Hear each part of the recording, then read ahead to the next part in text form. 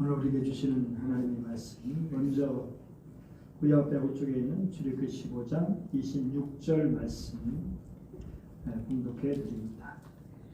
이르시되 너희가 너희 하나님 나 여호와의 말을 들어 순종하고 내가 보기에 의를 행하며 내 계명의 귀를 기울이며 내 모든 규례를 지키면 내가 애굽 사람에게 내린 모든 질병 중 하나도 너희에게 내리지 아니하니 나는 너희를 치료하는 여호와입니다. 이어서 이사야 53장 4절에서 5절까지 말씀입니다. 구약 성경 1032쪽 말씀입니다. 그는 실로 우리의 질고를 지고 우리의 슬픔을 당하였거늘 우리는 생각하기를 그는 징벌을 받아 하나님께 맞으며 고난을 당한다 하였노라. 그가 찔림은 우리의 허물 때문이요 그가 상함은 우리의 죄악 때문이라. 그가 징계를 받음으로 우리는 평화를 누리고 그가 채찍에 맞음으로 우리는 나음을 받았도다. 우리 다같이 한번 같이 읽겠습니다. 시작. 그는 실로 우리가 받아야 할 고통을 대신 받고 우리가 겪어야 할 슬픔을 대신 겪었다. 그러나 우리는 그가 징벌을 받아서 하나님께 맞으며 고난을 받는다고 생각하였다. 그러나 그가 찔린 것은 우리의 허물 때문이고 그가 상처를 받은 것은 우리의 악함 때문이다. 그가 징계를 받음으로써 우리가 평화를 누리고 그가 매를 맞음으로써 우리의 병이 나았다. 아멘. 홍해를 갈라지게 하셔서 바다를 육지같이 건너게 하시고 그물을 다시 합치게 하셔서 추억교던 애굽의 용사들을 바다에 수상시키는 하나님의 능력을 체험하게 됐습니다. 이스라엘 백성은 전심으로 하나님을 찬양했습니다. 생각해 보십시오. 수백 아닌 수천, 수십만이 넘는 백성들의 합창, 아니 100만이 넘는 그런 사람들이 그렇게 찬양을 드렸을 때 얼마나 대단했을까요? 비록 곱게 다듬어진 목소리는 아니었을지라도 그 일정, 그 감격은 어디에 내놔도 손색이 없었을 것입니다. 그런데 그것도 잠시 이스라엘 백성들이 홍해를 건넌 뒤 수르 광야에 들어가서 사흘 길을 행했을 때 물을 얻지 못해서 갈증을 느끼다가 마침내 물을 발견했지만 그것에 물이 있어서 마실 수가 없게 되었습니다. 그럴 때 우리가 뭘 마실까 하면서 모세를 원망했습니다. 그러니까 출애굽기 14장에서 15장으로 넘어서면서 370장 찬송대로 전날에 한숨 변하여 내 노래 되었네가 되었지만 이제 얼마 지나서 곧 전날의 찬송 변하여 내 원망 되었네가 되었습니다. 정말 기가 막히죠. 저들의 육신은 심한 갈증을 느끼고 마음에 깊은 상처가 있게 되었습니다. 우리 세상은 상처투성입니다. 우리 자신부터 시작해서 우리 가정과 교회, 나라, 민족, 전 세계 그리고 생태계까지 상처로 얼룩져 있습니다. 그래서 불평과 원망과 불행과 고통과 갈등과 불화와 분쟁과 파괴가 끊이지 않습니다. 참으로 안타깝고 슬픈 일이 아닐 수 없습니다. 언제까지 이렇게 살아야 할까요? 백성이 원망하니까 모세가 하나님께 부르짖었습니다.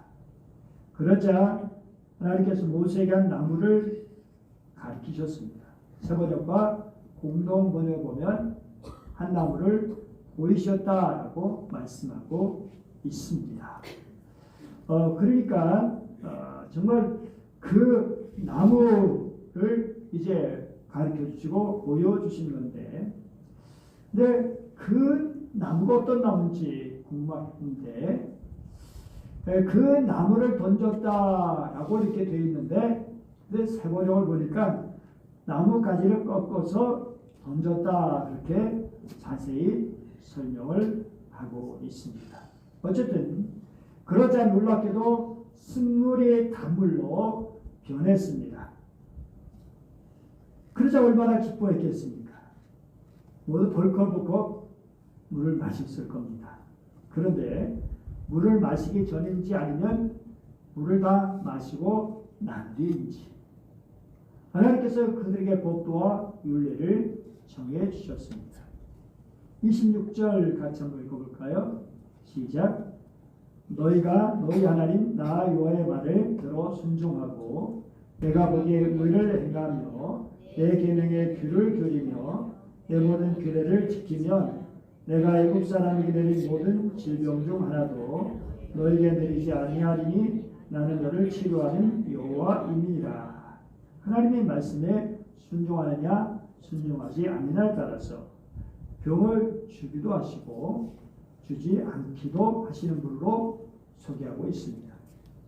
병에 걸리게 하거나 걸리지 않고 건강하게 하시는 영은 하나님의 말씀에 순종하느냐 순종하지 않느냐에 달려 있다라고 말씀하신 겁니다. 여기서 우리는 병과 죄와 병의 죄와 밀접한 관계에 있다는 것을 볼 수 있습니다. 그리고 하나님께서 치료에 적극적이신 것처럼 질병을 주시는데도 적극적이다라는 것을 볼 수 있습니다. 그러니까 여호와 라파 치료하시는 하나님은 무조건 병자가 나와서 구하기만 하면 다 고쳐주시는 분이 아니라 죄와 관련해서 정말 질병도 주시고 그 문제가 해결되었을 때 고쳐주시기도 하시는 하나님이시라고 하는 거죠. 물론 그렇다고 해서 우리 인간이 겪는 질병 모두가 이제 하나님이 주셔서 우리 죄 때문에 내가 당하는 것이다 라고 말할 수는 없을 겁니다.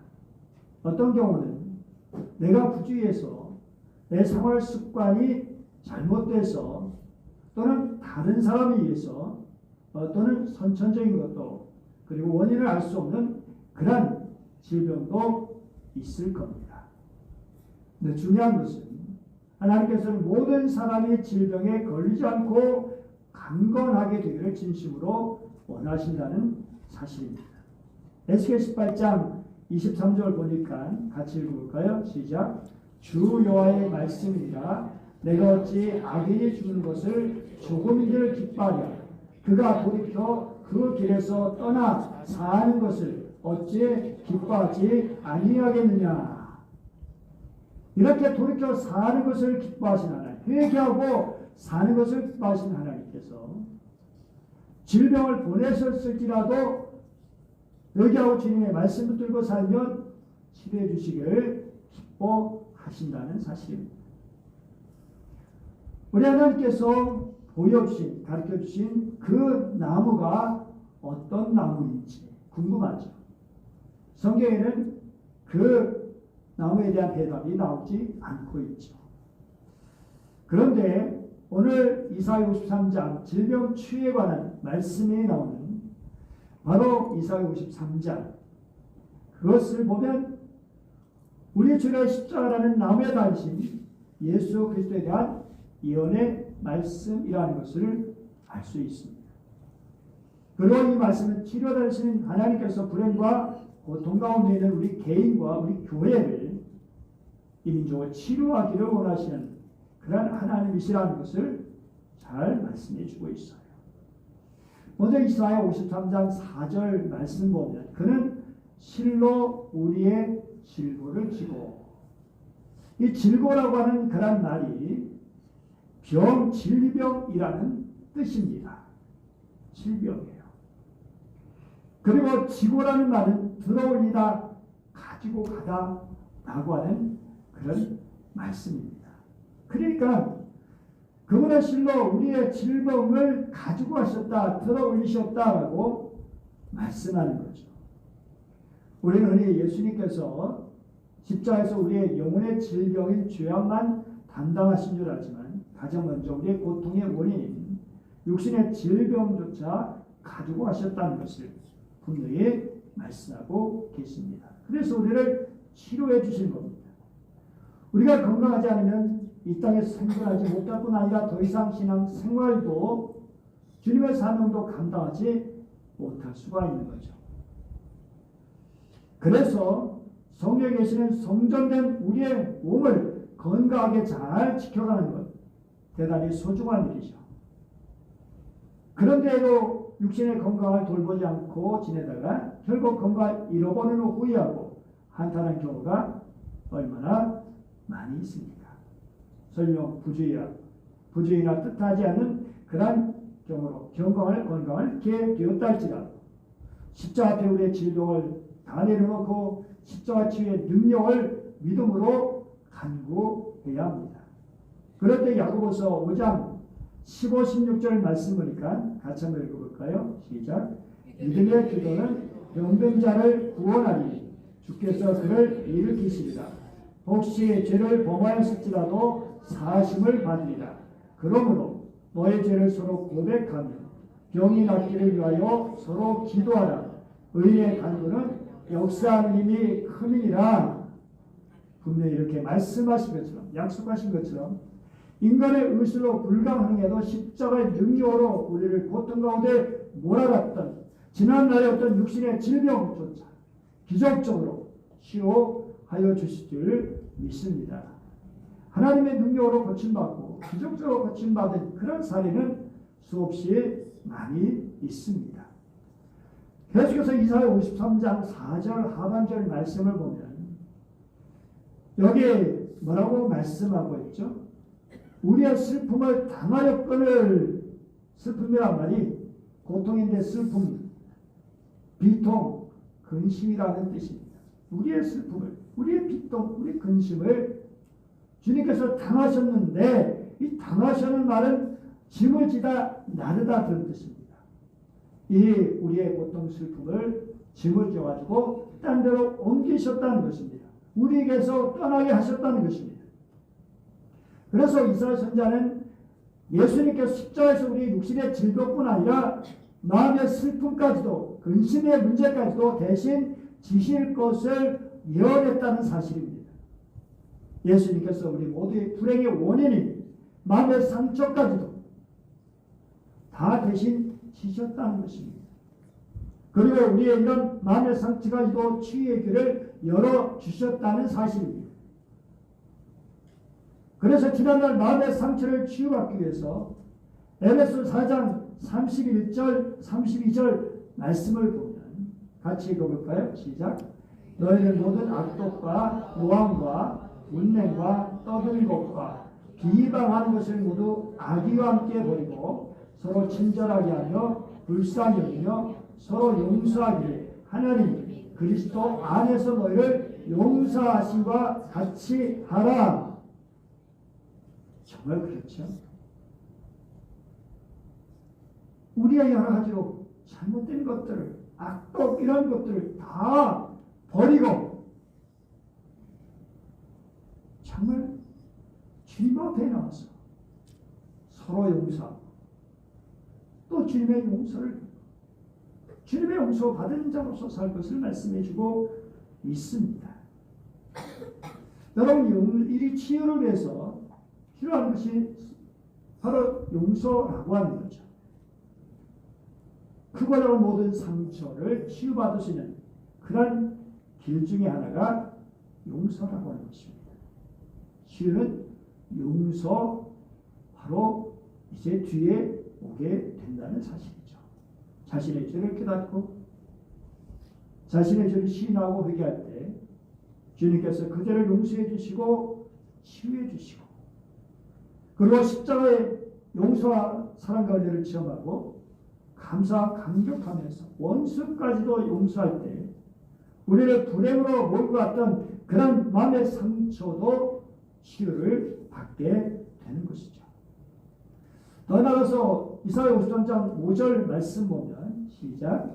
그가 찔림은 우리의 허물 때문이요 그가 상함은 우리의 죄악 때문이라. 그가 징계를 받음으로 우리는 평화를 누리고 그가 채찍에 맞음으로 우리는 나음을 받았도다.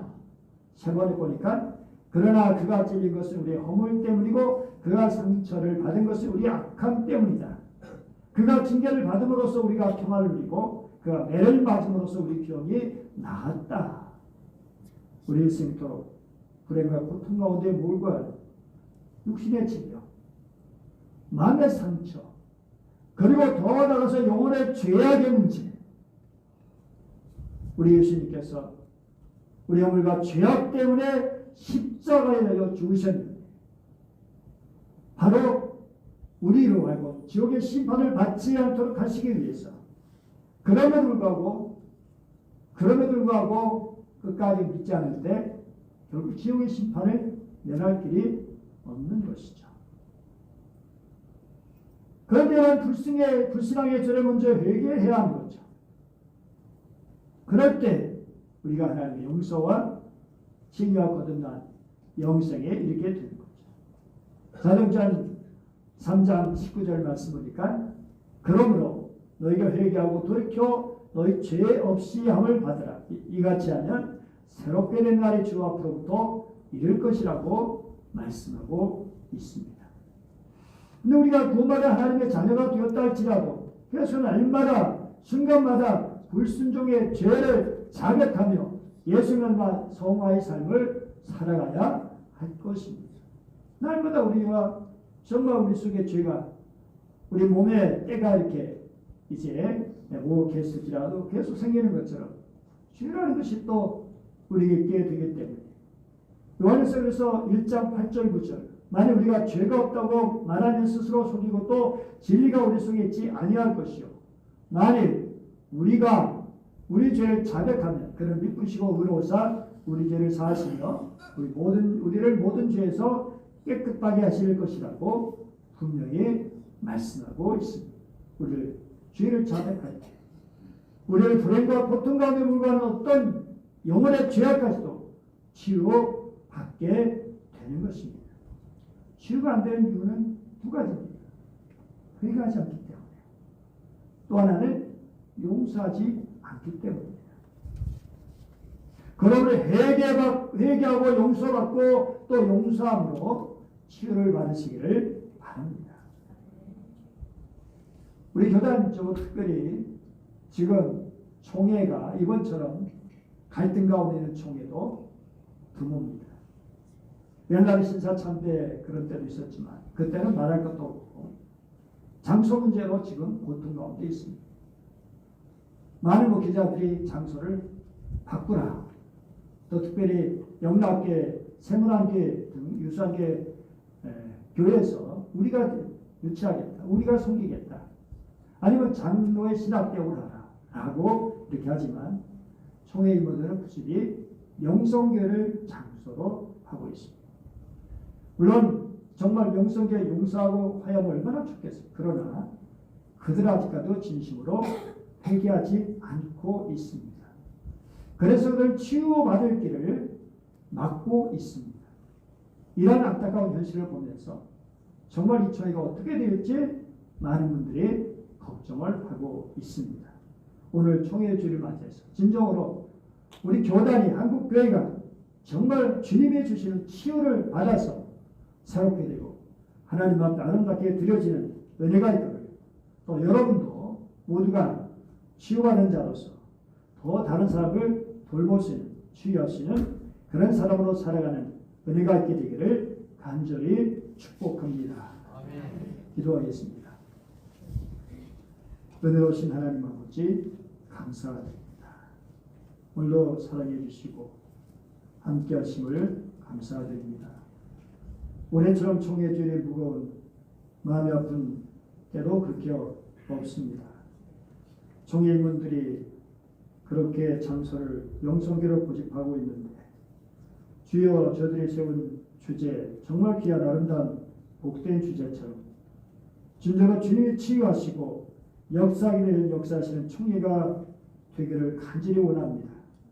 명성교회가 진심으로 세습에 잘못된 것을 그동안 또 저질렀던 일들을 진심으로 회개하고 하나님 앞에 나올 때 용서의 길, 치유의 길이 있을 텐데 하나님 아버지 그런 것 없이 안타까운 정말 가슴 아픈 현실입니다.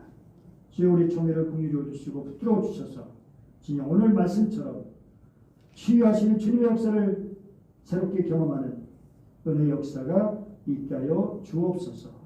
우리 모든 사랑 성도도 연약한 육신을 돌봐주시고 마음의 상처를 치유해 주시고 저들의 죄악을 용서해 주셔서 정말 하나님의 사랑 깊이 경험하도록 용서하고 회개하고 정말 하나님의 사랑으로 살아가게 하여 주옵소서.